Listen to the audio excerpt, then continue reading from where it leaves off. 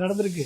எடப்பாடி ஆட்சியில மட்டும் 478 custodial death நடந்திருக்கு. ஓகே, எம்கே ஸ்டாலின் ஆட்சியில 24 கஸ்டோடியல் டெத் நடந்திருக்கு. அப்ப ஒரு ப்ராப்ளத்தை அப்ரோச் பண்ணக்கூடிய புது தலைவராக முதலமைச்சராக நான் தான் வருவேன் என்று கனவு காணக்கூடிய ஒரு நடிகர் விஜய் இந்த கேள்வியை வசனம் எழுதி கொடுக்குறான.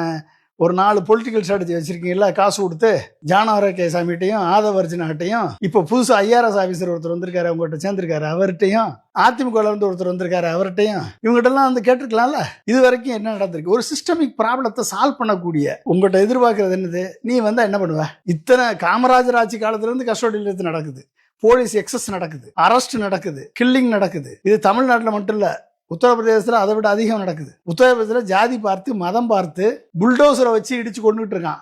எல்லா ஸ்டேட்லயும் போலீஸ் எக்ஸஸ் நடக்குது.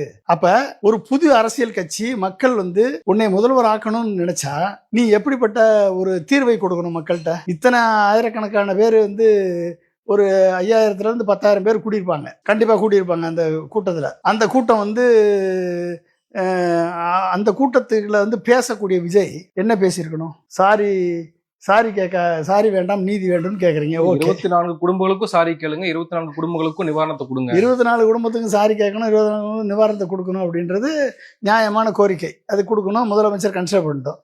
சரி, எடப்பாடிகிட்ட இருந்து செத்த 478 பேருடைய குடும்பத்துக்கு யார் கொடுப்பா நீதி? எடப்பாடி கொடுப்பாரா? ஏன் அதை கேட்க மாட்டீங்க? ஏன் அதிமுக ஓட்டெல்லாம் நீங்க வாங்கணும்?